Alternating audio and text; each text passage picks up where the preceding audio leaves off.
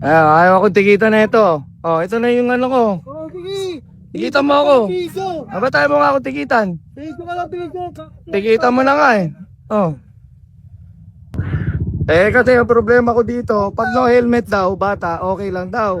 Pero pag natel, Bakit siya nagkata? ano daw? Oo nga. Kung saan wala dito. Hindi, so ano nga, pagka walang... Tanong ka sa'yo. Hindi, tinatanong ko sa'yo kanina. Namin ordinansa.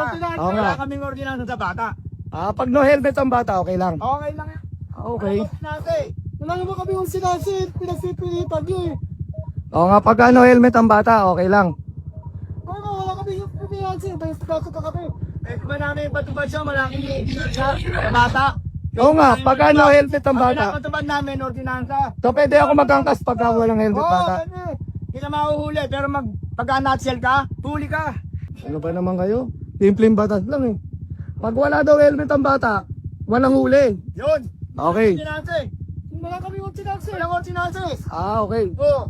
Ang pinapatubad ng LGU, ordinansa. Yun ang intindihin nyo.